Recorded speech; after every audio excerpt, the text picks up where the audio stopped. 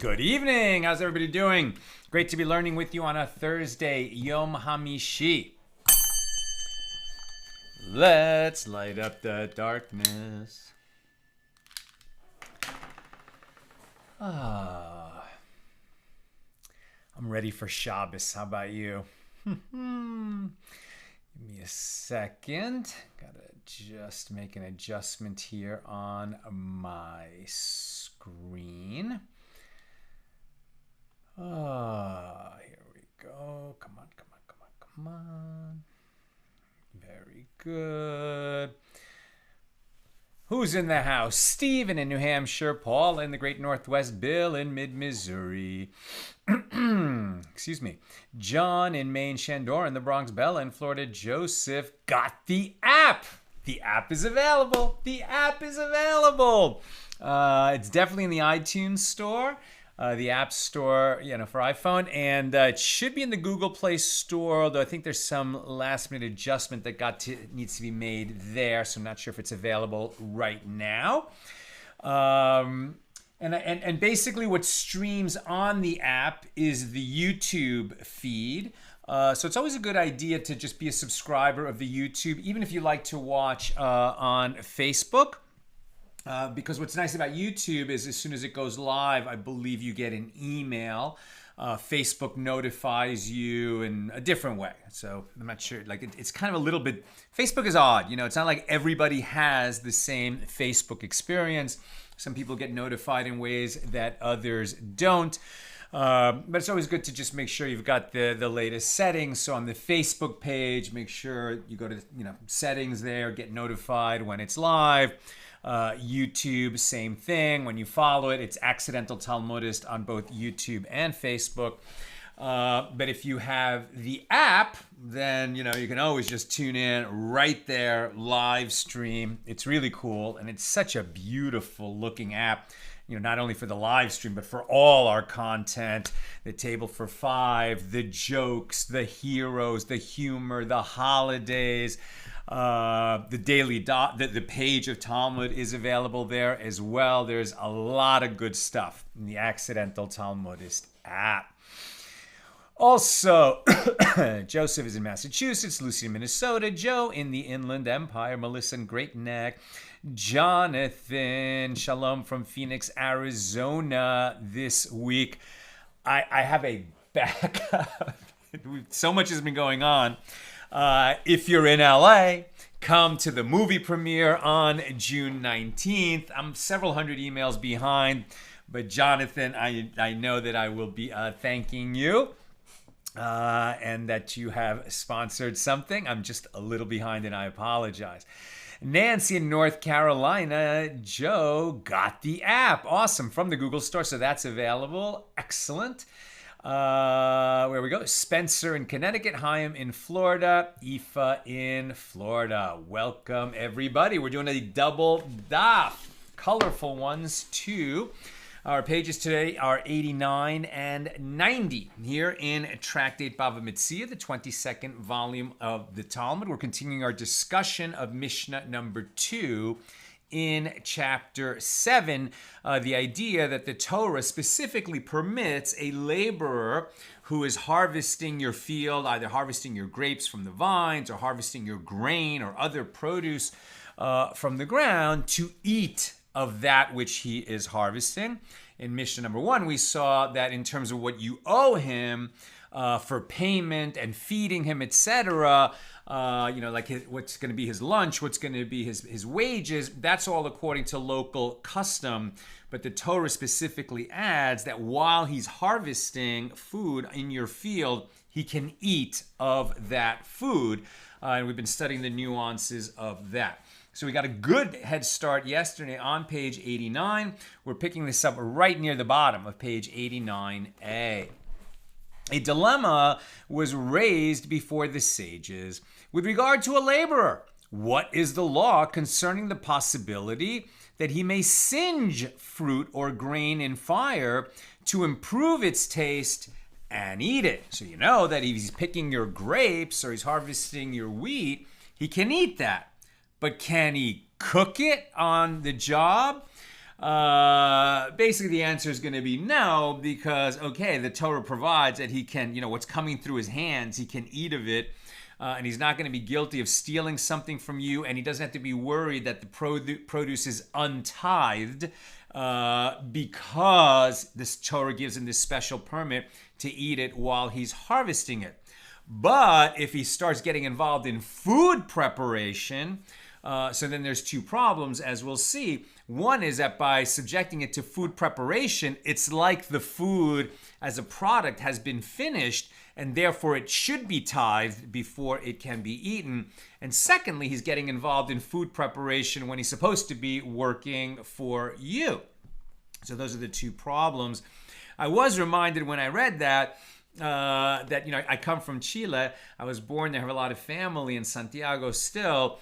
And when I go back to visit, I'm always struck by the fact that, laborers, just like regular laborers doing manual labor, building trades, putting up a building, etc., when they have lunch, they have a little barbecue and they're grilling meat. It's just like the most normal thing to be grilling meat during the lunch hour on the job. It's a very South American thing. Okay, let's keep going. So can he eat it? Can he singe the fruit or grain in a fire to improve its taste and eat it? The question is whether this is considered like eating grapes and something else, which is prohibited, or not, right? He can eat the grapes that he's harvesting. Can he eat other stuff? I mean, he can have a lunch hour, but this is not lunch hour that we're talking about. Can he eat grapes? Because this is considered like eating grapes and something else, which is prohibited, or is it not like that? So the Gemara suggests, come in here a resolution to this problem from a baraisa. A homeowner is permitted to give his laborers wine to drink so that they will not eat many grapes from the harvest. I don't know how advisable it is to give wine to your workers just so that they'll be so filled up on the wine that they won't eat the grapes that come through their hands. Wine on the job can't be such a great idea, but it's permitted. A homeowner is permitted to give his laborers wine to drink so that they will not eat many grapes from his harvest. And for their part, the laborers are permitted to dip their bread in brine so that they will eat many grapes. Right? In other words, brine is something salty that will make them, want more of these sweet grapes, and that's okay. I guess that's during their lunch hour. So this baraisa indicates that such a practice is permitted. Now we're in 89b. Now the Gemara refutes this proof. We did not raise the difficulty with regard to the fitness of the man himself to eat, as it is obvious that one may act in advance so that he will be able to eat a great deal. right? In the same way that you prepare for a fast, you can prepare for big eating, right? So you kind of starve yourself so that, when you're working in the vineyard, you'll have a big appetite, and then you'll be able to fill up on grapes while you're there, which is a nice way of saving money if you're a very poor person and you're kind of living near the edge. So there's no problem with that. You are definitely permitted to do that, as what you do on your time before you show up at the workplace is not the business of your employer, even though it will make you very hungry and you'll eat a lot of grapes while you're working there, which the Torah permits. So that's obvious. When this dilemma was raised to us, it was with regard to the fitness of the produce for eating. May these grapes be prepared for eating by singeing them? I don't know what burnt grapes is such a thing, but okay. Some people like singed grapes. So what then is the law? Is this permitted? And the Gemara offers another suggestion. Come in here, a proof from a Baraisa. Laborers may eat grapes at the end of their rows of vines, provided that they do not singe the grapes in fire. But the Gemara rejects this claim. This affords no proof, as the prohibition there is not because of his use of the fire, but due to his neglect of his labor, as he has no right to busy himself with other matters during his work time. He can't just be sitting there roasting grapes when it's not his lunch hour. When the dilemma, although he can eat grapes as he harvests. So when the dilemma is raised to us, it is with regard to a case where he does not have to stop his work. For example, when he has his wife and children with him, who can singe the fruit for him without him having to pause in his labor. So then what is the law? Well, the Gemara suggests, come and hear a proof from a Baraisa. A laborer may not singe produce in fire and eat, and he may not heat produce in the ground and eat, and he may not break produce on rocks and eat, but he may break it little by little and eat. So once again, it's like how much time is he going to take away from his labor? So once again, the Gemara refutes this as a proof to our question, because there too the reason is due to his neglect of his labor. And the Gemara comments, well, so too it is reasonable that this is the case. The problem is that he will, take time away from his labor if he's sitting there singeing the grapes, just like he can't, heat produce on the ground or break produce on rocks and eat. He's allowed to eat it, but he can't take time for food prep on it outside, during his work hours. And as if it enters your mind that it is prohibited due to the sweetening of the produce, what sweetening of the produce is there in his use of a rock? And the Gemara responds, this is not a conclusive argument, as it is impossible that the produce would not be sweetened a little if it's being broken on rocks. And so the Gemara further suggests, come and hear a proof from a Baraisa. The Baraisa says, with regard to laborers who are plucking figs or plucking dates or harvesting grapes or harvesting olives, they may eat, and they are exempt from separating tithes, as the Torah entitled them to it, to eat. Nevertheless, they may not eat these fruits together with their bread unless they receive permission from the homeowner. And similarly, one may not dip, lo yispot, these fruits in salt and eat. And this indicates that it is prohibited to sweeten the fruit. But the Gemara rejects this idea. It's not that they're making the fruit tastier, and that's why this is prohibited. Rather, salt is certainly considered like grapes and something else, as one is adding an ingredient, and this is undoubtedly prohibited. By contrast, one who singes produce in fire has not added any other ingredient, and therefore it is possible that this practice is permitted. Consequently, the Gemara's question is left unresolved. And it is left unresolved, but because it's left unresolved, the laborers cannot singe their produce because in this case of doubt, they would have to prove that that is permitted. Where it was left is that it's permitted for them to eat fruit as they go along, but not to singe it. Now, the Baraisa that was mentioned earlier taught, and he may not dip these fruits in salt and eat. And so, okay, now it's, fruit plus another ingredient seems to be prohibited. So why? And the Gemara raises a contradiction to this from a different Baraisa.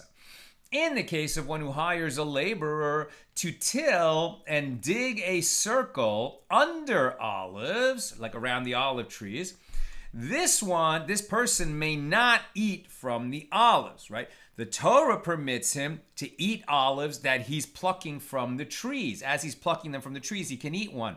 But what he can't do is eat the olives if his job is not harvesting, but rather digging a ditch among the olive trees. That's not harvesting, and he's not permitted to eat olives while he's doing that work.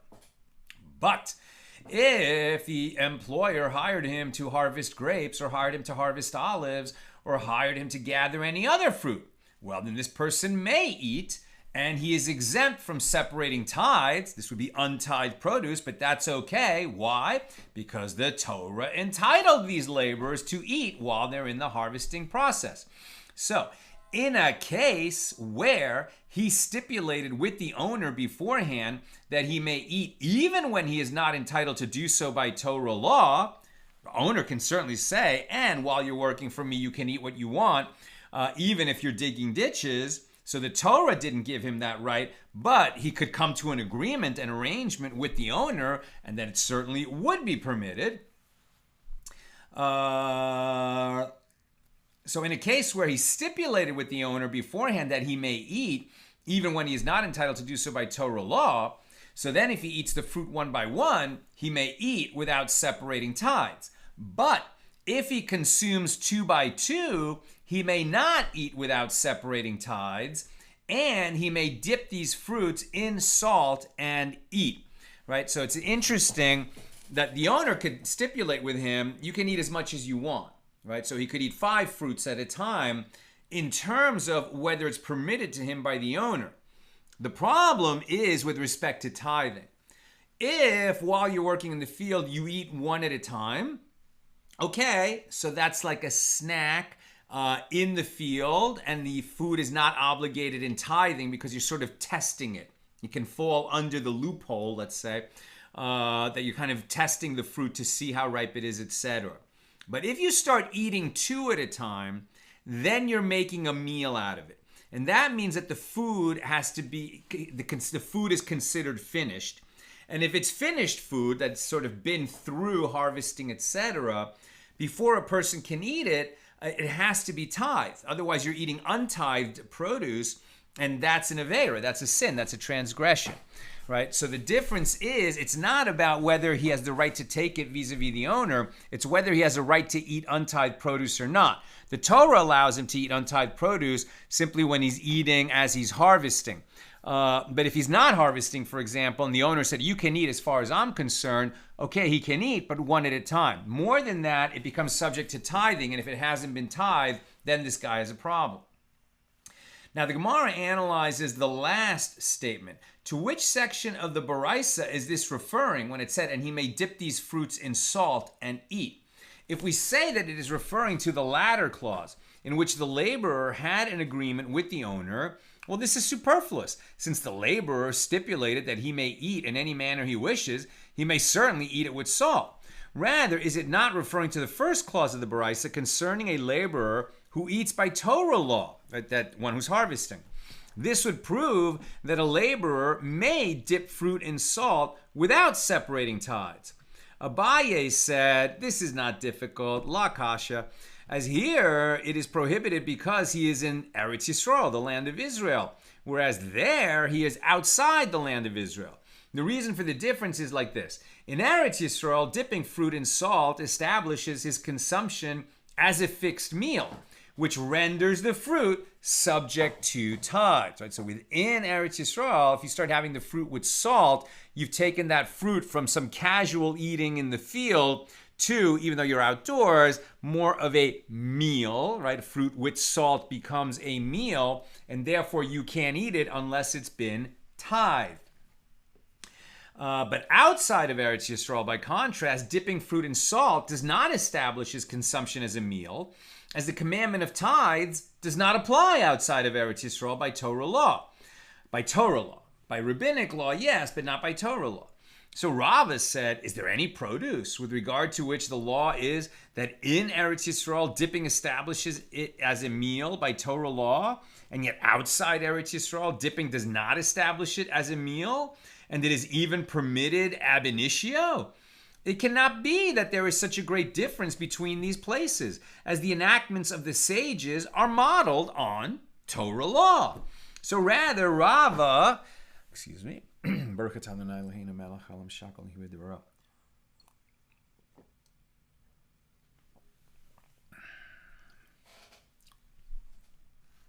Rather, Rava rejected Abaye's answer and stated a different resolution. Whether you're in Eretz Yisrael or outside of Eretz Yisrael, if he ate one fruit, its dipping in salt does not establish it as anything more than a casual meal.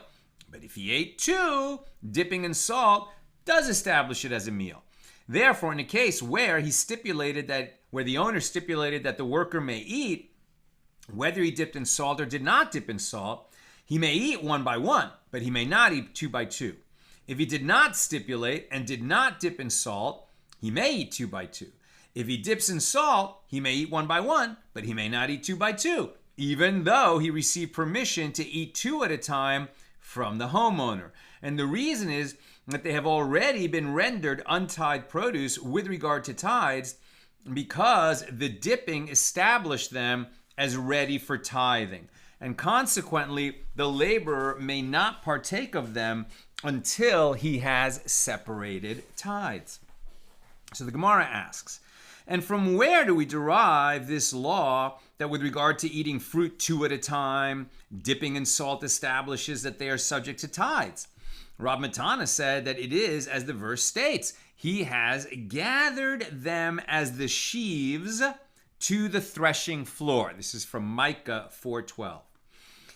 For he has gathered them as the sheaves to the threshing floor, right? So the threshing floor is when you're harvesting grain. So part of that process is that you spread out the grain, on the threshing floor, and cows walk around on it and crush it, and that's part of that process. So you bring sheaves to there. Now this verse shows that one who gathers items together, an act that involves at least two items, because it's plural, items, sheaves, so it's at least two. This is considered to have brought them into his granary, right? And we know that tithing applies once a grain is brought into a granary. So consequently, if he also dips them in salt, he has established his consumption as a fixed meal, which means that he must separate tithes. Now, this doesn't come up for most of us so often, and it's not really having to do with tithes, but there is a kind of related concept which has to do with pizza. Pizza. So what is pizza? Pizza, right, is tomato sauce and cheese on bread. The dough, the pizza crust, really what it is, it's like a flatbread. So what's interesting is if you have one slice of pizza, so then you can say the blessing that we say over grain products, right? Minemizonos. Right? Blessed are you, Lord our God, ruler of the universe, who creates the various types of sustenance or grain. But if you have two slices of pizza, then you make a different bracha. Then you make the bracha over bread. Right? And you have to wash, then you make the blessing over bread, then you eat your pizza, and then afterwards you have to say the grace after meals, not the short, the short after blessing or the short grace that you say when you eat, like a cookie that has grain products in it, but is not a meal. So the difference between one slice of pizza is a snack, and two slices of pizza is a meal.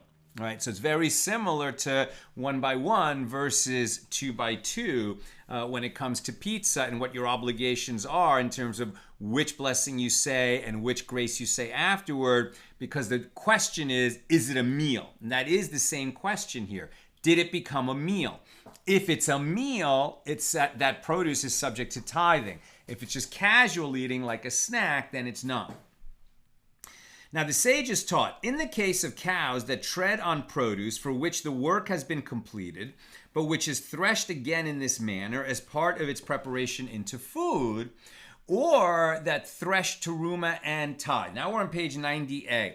So so just to keep this straight, threshing, right, is part of the processing of grain, right? So it's harvested in the field, and then it's sifted, winnowed, threshed, right? All these different steps, and only at the end of that whole process does it become subject to tithing, right? That's finished grain that you could sell, you could buy.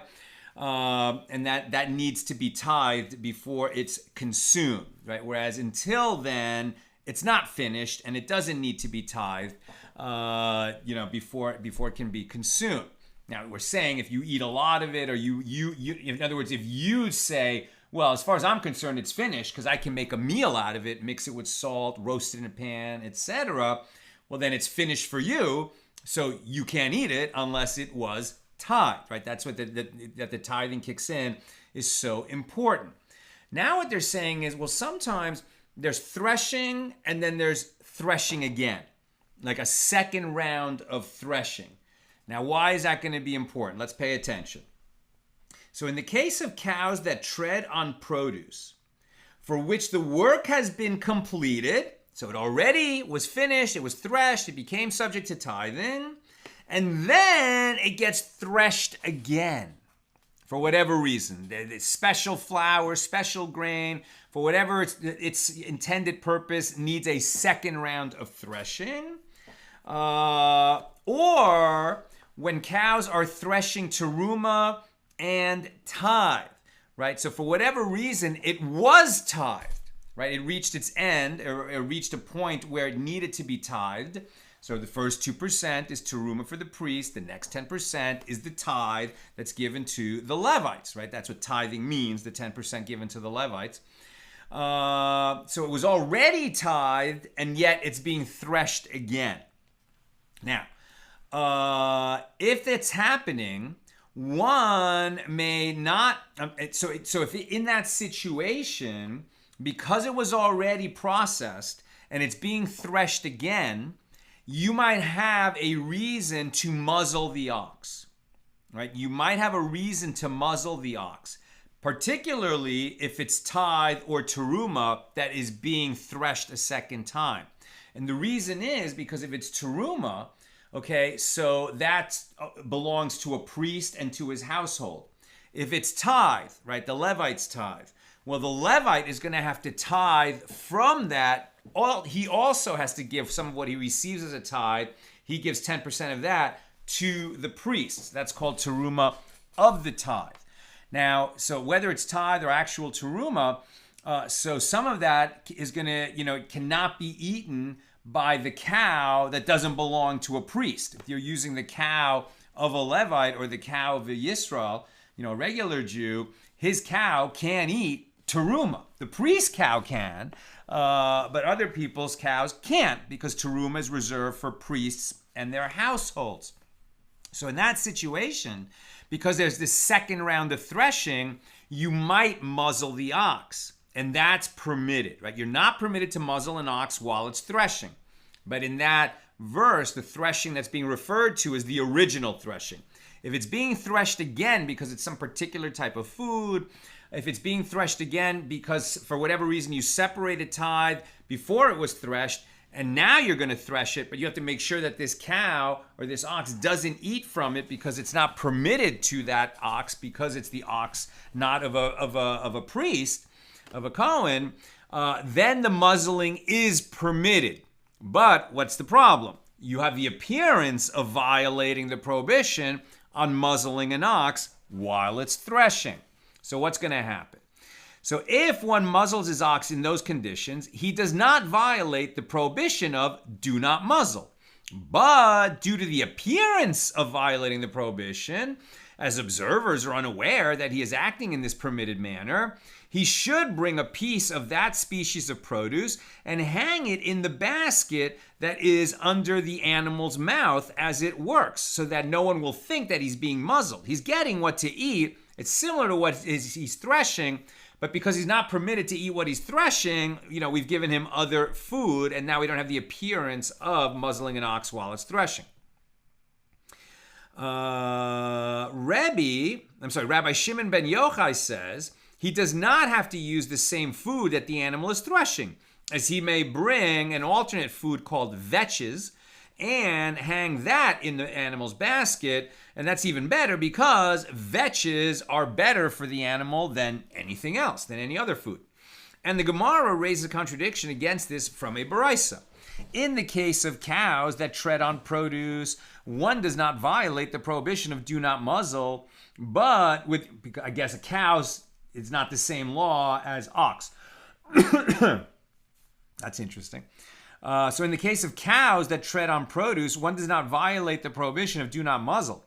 But with regard to those which thresh teruma and tithes, he does violate the prohibition of do not muzzle.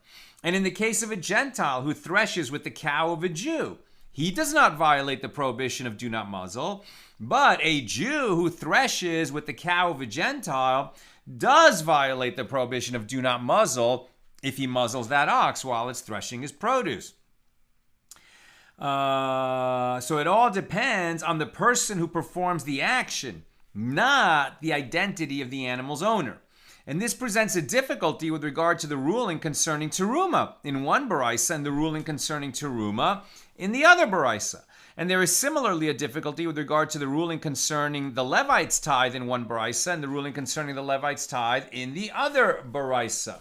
So the Gemara explains, granted, the contradiction between the ruling concerning teruma in one baraisa and the ruling concerning teruma in the other baraisa is not difficult, as here the ruling in this baraisa is stated with regard to actual teruma, which may not be fed to a cow, and there the ruling in that baraisa is stated with regard to growths of teruma, right? So if you set aside grain that is actually seed, right? Like let's say you have sesame seeds that you're harvesting.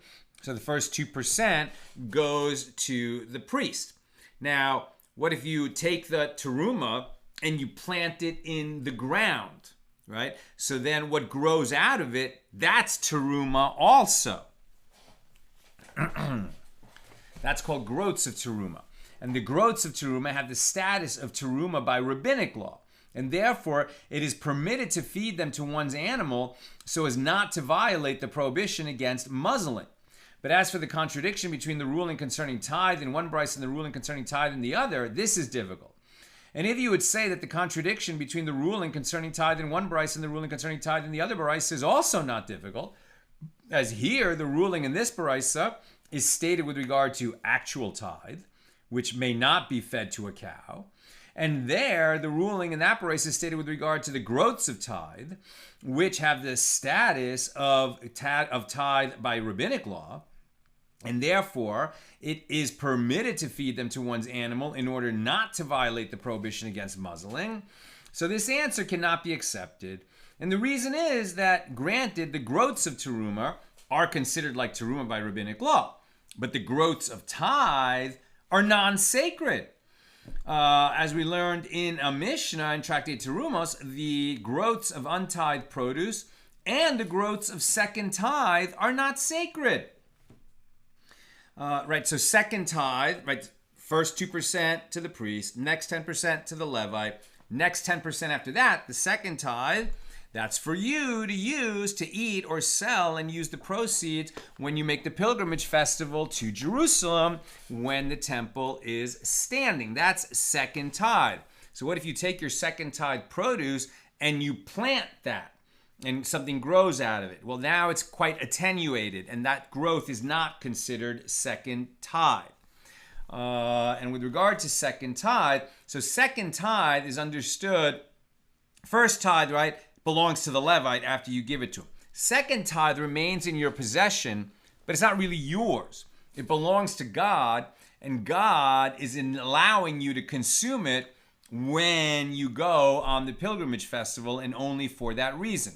If you want, you can sell it, right, or you can redeem it with your own money if you add a fifth to it, and then you can just eat it anywhere because it becomes non-sacred and the sanctity is transferred to the money, right? So the second tithe is not sacred in itself, but as long as it's functioning as second tithe, then you are limited in what you can do with it.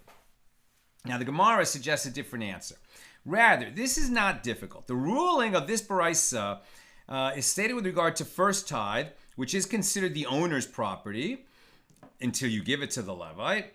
Whereas the ruling of that baraisa is stated with regard to second tithe, which is property of the temple treasury from the moment you separate it as second tithe.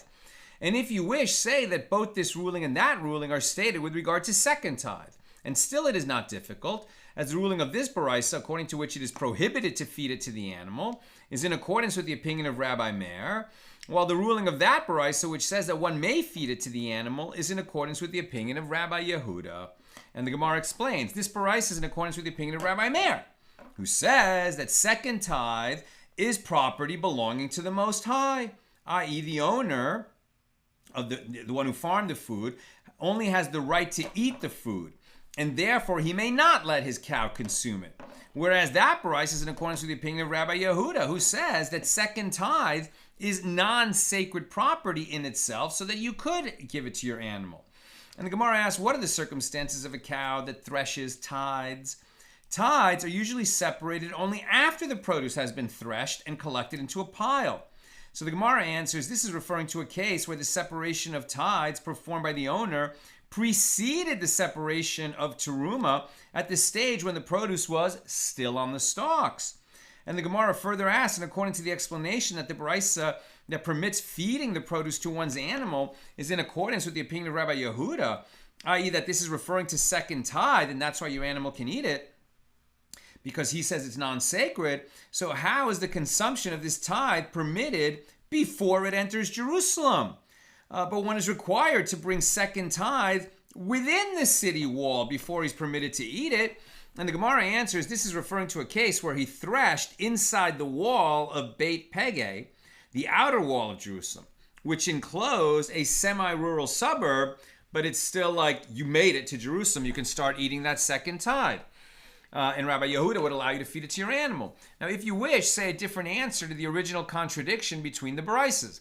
This is not difficult. Here, the ruling in this baraisa is stated with regard to definite tithe, which may not be fed to a cow. Whereas there, in the ruling in that baraisa, it's stated with regard to doubtfully tithed produce, demai. Right? So demai, what happened was that who was it? Ezra? I think it was Ezra. Wait a second.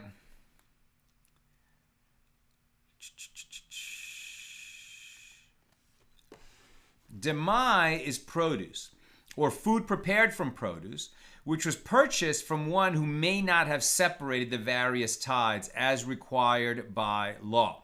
The literal meaning of the word demai is suspicion, i.e. produce about which there is a suspicion that the tithes were not properly separated from it. In the Second Temple period, the sages decreed that this produce would be considered as having uncertain status, even if the owner claimed that he had separated the tithes. Therefore, the buyer of this produce must tithe it himself. Nevertheless, since it was probable that the produce was in fact tithed, certain leniencies were permitted with regard to eating and using demai, doubtfully tithed produce. So, we can say that one baraisa is with respect to produce that has definitely been tithed, because it was tithed by somebody who's trusted to do that. And the other baraisa is referring to demai, produce that may not have been tithed because it was sold to you by somebody that we suspect may not know how to tithe properly or may be negligent in tithing properly. So the Gemara comments, now that you have arrived at this answer, i.e. that this baraisa is referring to demai, the contradiction between the ruling of this baraisa concerning teruma and the ruling of that baraisa concerning teruma is also not difficult, as one can likewise say that here the ruling of the baraisa is stated with regard to definite teruma, and there the ruling in that baraisa is stated with regard to teruma of demai. So the Gemara asks, granted, with regard to demai of tithe, there is such a concept, as the sages decreed that one must separate tithe from doubtfully tithed produce. But with regard to demai of teruma, is there teruma of this kind? So this is interesting. It was taught in a baraisa that he, Yochanan the high priest, who was also a sage, that he also annulled the declaration of tithes due to fear that the agricultural laws were not being properly observed, and the declaration that one has separated his tithe in accordance with Torah law would therefore be false. Once you farm your field, you go through all the processing, right, harvesting, winnowing, sifting, threshing, whatever you need to do, and now the produce is piled up and ready to be taken into the granary, stored, sold, etc. Needs to be tithed now. So you do the tithing, the teruma, the meiser, the first tithe, and the meiser sheni, the second tithe, and now you've completed the tithing process.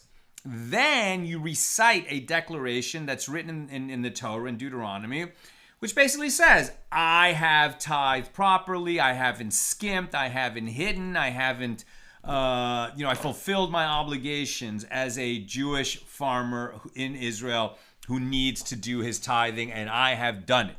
So Yochanan, the high priest in the late Second Temple period, annulled that declaration because too many people were tithing improperly, and then on top of that, they recite this declaration where they claim they have tithed properly, and then they're telling a lie as a mitzvah, and that's a problem. So it shows that the level, the educational level, spiritual level of the nation, had dropped, and once it kept dropped low enough, that's why the temple was destroyed and the people lost it. But this is a symptom of that level that was dropping among the population. So he annulled that declaration, and he decreed that one must separate demai of tithe from the produce of one who is unreliable with regard to tithes, right? So the people who are not chavarim, who are not trusted, when you buy from them, it's considered demai, and you have to tithe it, even though it's quite possible that it was already tithed, as the person claims. Now, Yochanan issued this decree because he sent messengers throughout all the borders of Eretz Yisrael, and he saw that they would separate only the teruma gadol, the great teruma, meaning the people were conscientious to separate that first 2%, the teruma gadola, for priests. That the people did. But they were lax or ignorant or not careful enough when it came to the tithe for the Levites. So he didn't say that there's demai, that produce is uncertain whether teruma was taken out of it. That we can assume people did correctly. But it was considered demai unless the farmer is known to be a pious person who is very careful with the tithe, the first tithe, as opposed to teruma. So they didn't have a concept of teruma of demai or demai of teruma. They only had demai with respect to meiser, to the tithe of the Levites. So the Gemara offers a slightly different answer. It is not difficult. Here, the ruling in this baraisa is stated with regard to definite teruma of the tithe, separated by a Levite from the tithe he receives from people. He has to separate 10% of what he receives and gives that to the priest. And there, the ruling in that baraisa is stated with regard to teruma of the tithe from demai. Not teruma of demai, but teruma of the tithe of demai. New subject. The sages raise a dilemma before Rav Sheshes. If the animal was eating, now we're getting back to whether you can muzzle an ox while it's threshing.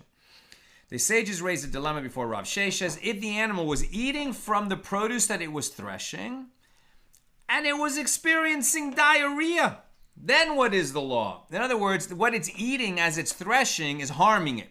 It's not, it's cruel to muzzle the ox while it's threshing. But what if the food that it's threshing, if it eats it, it's going to be harmful to that animal? Then, for the sake of the animal, you need to muzzle it. Is that permitted? So then what is the law? And the Gemara explains the sides of the dilemma. Is the reason that one must let the animal eat because the food is good for it, and this produce is evidently not good for it, and therefore the animal should be muzzled to prevent it from harm? Or perhaps the reason for the prohibition against muzzling is that it sees food and suffers when it cannot eat. And this one also sees food and suffers when it cannot eat, even though it's going to get diarrhea from eating it. So Rav Sheshes said to them, you learn the baraisa that provides the answer to your question. Rabbi Shimon ben Yochai says, one can bring vetches and hang them in the basket of the animal while it's threshing. And you can always bring vetches because vetches are better for the animal than anything it might be eating off the threshing floor. Now one can learn from this baraisa that the reason is because the food is good for it. And the Gemara affirms, learn from the baraisa that this is so. And therefore, if the food is harming the animal, you can muzzle it. Now a dilemma was raised before the sages. What is the law with regard to the possibility that a person can say to a Gentile, muzzle my cow and thresh with it, right? A Jew cannot muzzle his cow and thresh with it. A Gentile has no such restriction on what he does, right? He's not subject to the laws of the Torah the way that a Jew is. So can you ask a Gentile to thresh your food for you, thresh the produce for you, even using your animal, and muzzle it, since he doesn't have that restriction? We just said it's all about the action that's undertaken, not the identity of the owner of the animal. Okay, it's not about the identity of the owner of the animal, but can you instruct the Gentile to do it for you? Now, for sure, you cannot do this on Shabbos, right? On Shabbos, let's say you left a light on in the house and you want it to be off. You can't turn lights on and off on Shabbos. You can have a timer that does it for you, but you can't do it yourself. And if you can't do it yourself, you are not permitted to request a Gentile to do it for you. Now you might say, well, wait a minute, Sal, I've heard of the concept of a Shabbos goy, right? Who is a Gentile who can do these things for you on Shabbos. That's correct. He can do these things for you, but you can't ask him to do it. And all the more, you cannot order him to do it if, for example, it's your employee. You cannot ask or order them to do it, but they can do it for you. And so what happens is, when you're in that situation, you can say, oh, we're just looking at being up all night because the lights are on in the house and we can't turn them off. And then the Gentile can say, oh, well, I could turn it off for you. And you say, oh, wow, that would be amazing. I can't ask you to do it, but that would be amazing. And they're like, oh, no problem. And then they turn off the light for you.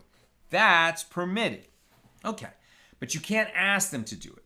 So, is asking a Gentile to thresh your produce with your animal and muzzle it akin to asking a Gentile to do a prohibited labor on Shabbos for you? You're not allowed to ask him to do that. Perhaps you're not allowed to ask him to do this, to violate this prohibition on muzzling an ox while it's threshing. And that's what the Gemara explains.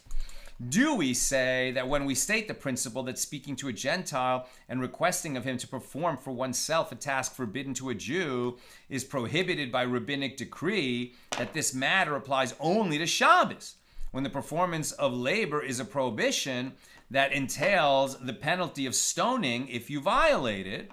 But with regard to muzzling, which does not have such a severe penalty at all, it is merely a regular prohibition.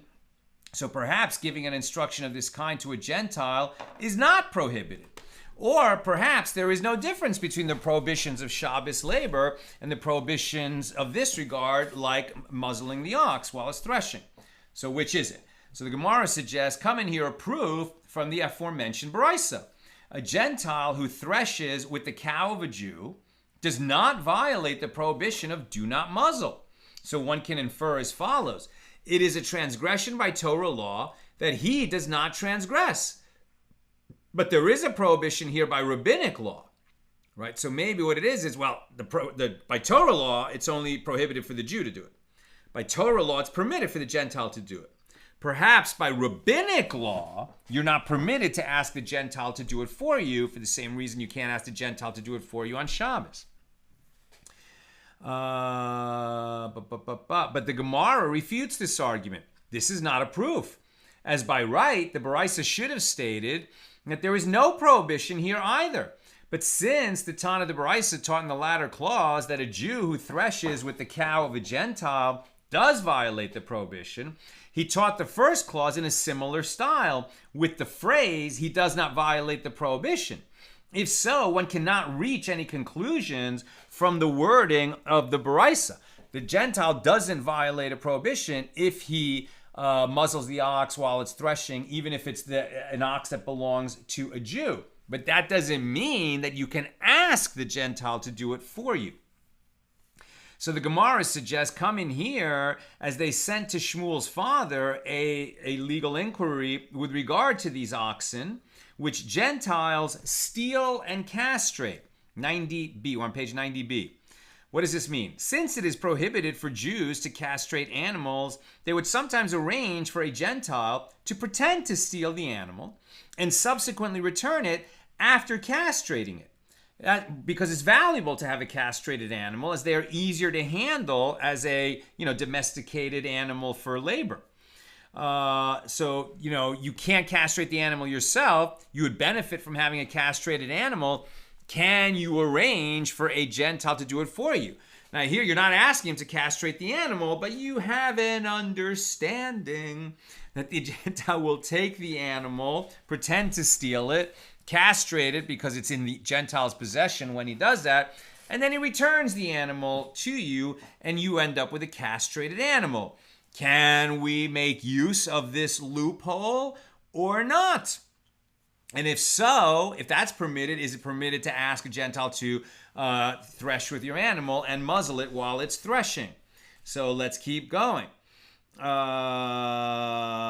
So they asked Shmuel's father, is this permitted? Well, Shmuel's father sent to him, they used artifice, and therefore you should use artifice with them and make them sell it as a punishment. Meaning, no, you cannot arrange for a Gentile to quote unquote steal your animal, castrate it, and return it to you.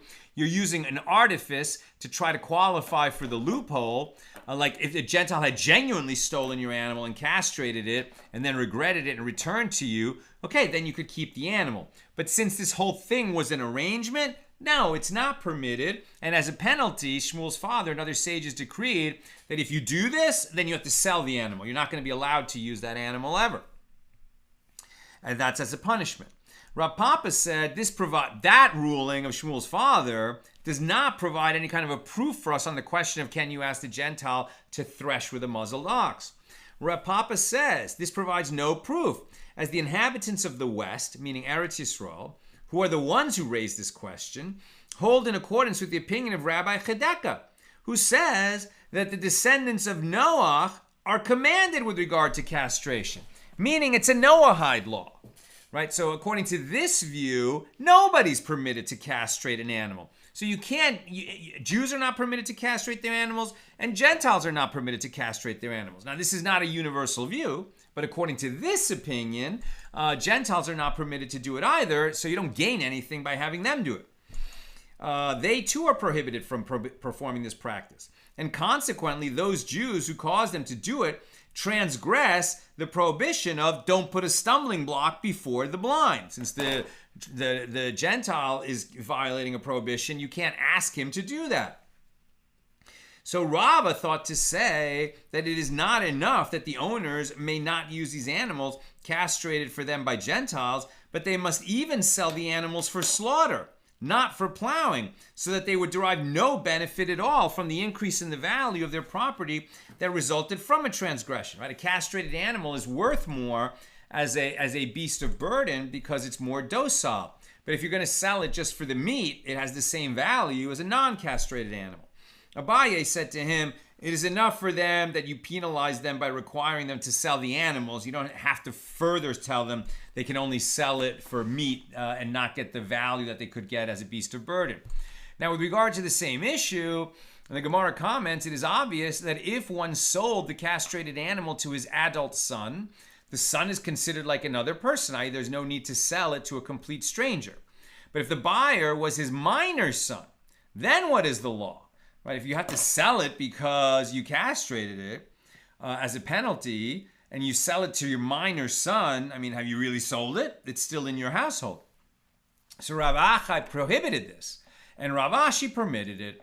Mari Marzutra, and some say it was a certain pair of unknown pious men, would exchange such oxen with each other. Rami Bar Chama raises a dilemma. If one placed a thorn in the mouth of a threshing animal, then what is the law? Having a thorn in its mouth is going to prevent it from eating, so it's like muzzling the animal. And the Gemara is puzzled by this question. If he placed the thorn in the mouth of the animal, then you just muzzle the animal. We know that's prohibited. Rather, the dilemma should be formulated like this. If a thorn settled in the mouth of the animal and one did not remove the thorn, then what is the law? Are you muzzling the animal? You didn't muzzle it, but it's like you muzzled it because you didn't allow it. You didn't remove the thorn, which would enable it to start eating. So the Gemara poses a similar question. If one made a lion crouch over it from outside to frighten the animal and stop it from eating, then what is the law? And the Gemara responds as it did before. If he made the lion crouch over it, this is muzzling because you're scaring the animal and won't eat. But rather, if a lion was just happened to be there, and that scared the animal, so it wasn't eating as it's threshing, and you don't remove the lion, then have you violated the prohibition on muzzling. And similarly, if he placed its young on the outside so that the animal looks toward its young and does not eat, then what is the law? Or if the animal was thirsty for water, what is the law? Or if he spread a leather blanket for it over the produce as it was threshing so that the animal cannot see the food, then what is the law? And the Gemara comments, resolve at least one of the above mentioned dilemmas, as it is taught in a Baraisa, the owner of a cow who lent his animal to thresh the field of another is permitted to starve his cow so that it will eat plenty of the crop it is threshing, right, and get fed, and you'll save money by not feeding it yourself while it's threshing, right? If you lend your animal to somebody else so they can thresh with it, it's okay to not feed the animal for a day so that when it arrives at its threshing duties, it'll eat a lot and, fill up and get fed that way, and you don't have to pay for its feed. That's permitted. It is permitted to starve his cow so that it will eat plenty of the crop it is threshing. And a homeowner, on the other side of this equation, is permitted to untie a bundle of straw before an animal so that it will not eat plenty of the produce while it is threshing. And this is similar to spreading a blanket over the produce. But the Gemara refutes this comparison. No proof can be brought from here because there it is different, as it at least gets to eat the produce. Because the straw, if you set straw out on top of the produce that it's threshing, you can still see some of the produce through the straw. Or, if you wish, say instead, that the Baraisa should be explained as follows. A homeowner is permitted to untie a bundle of straw before an animal at the outset, before the threshing begins, so that it will fill itself with the straw beforehand and will not eat so much of the crop while it is threshing. I'm very close to done. Questions or comments, please get them in now. Rabbi Yonasan raised a dilemma before Rabbi Simai. If one muzzled the animal from the outside, i.e. before it began to thresh, then what is the law? And the Gemara clarifies the sides of the dilemma. One can argue that the merciful one states, an ox in its threshing, and this animal is not in its threshing, as it was muzzled before it was taken to thresh. Right? You can't muzzle it while it's threshing. Can you put a muzzle on the animal before it arrives on the threshing floor? Or perhaps the merciful one states that one may not have the animal thresh at all while it's wearing a muzzle. Rabbi Simai said to him, you can learn from your father's house, i.e. you can derive this law from the case of priests, because you are a priest yourself. As the Torah states, drink no wine nor strong drink, you nor your sons with you, when you come into the tent of meeting, meaning when you come into the tabernacle, or later when you come into the holy temple. Now, doesn't a straightforward reading of this verse lead to the conclusion that it is only when you come into the sanctuary that it is prohibited to drink, whereas to drink wine before you come in and then enter would be permitted? Is that what the law? And this interpretation is untenable. As with regard to the same matter, the merciful one states that you may make a difference between the sacred and the non-sacred, Leviticus 10:10. And this indicates that the priest must be sharp. He must be capable of making these distinctions, what's holy and what's not holy, when he enters the holy temple.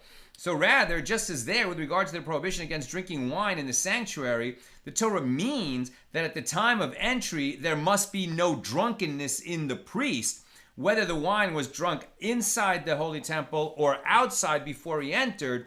Here too, it means that at the time of threshing, there must be no muzzling. Whether you put the muzzle on while the animal was already on the threshing floor or you muzzled the animal before it arrived on the threshing floor, in both cases, it's prohibited. Okay. The hour is late. Let's go quickly to the questions. Joseph, concerning the workers who eat from a field, is there a certain act of transfer or kinyan per se that indicates that this fruit now belongs to the workers and needs to be tithed? There's no kinyan if they're eating while they're harvesting. That's just a right that the Torah gives them.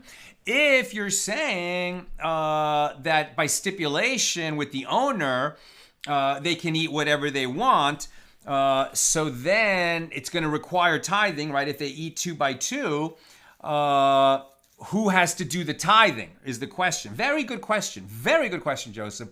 I would say that, if by stipulation, the worker's going to have to do the tithing. Like he can take 10 fruits, and then 2 of them or 3 of them are going to end up as tithes that he has to set aside and give away. That's on him. So when does he become obligated in that? When he acquires those fruits. So presumably when he picks them up, that would be the kinyan. Lucy, don't you have to have bread for a meal?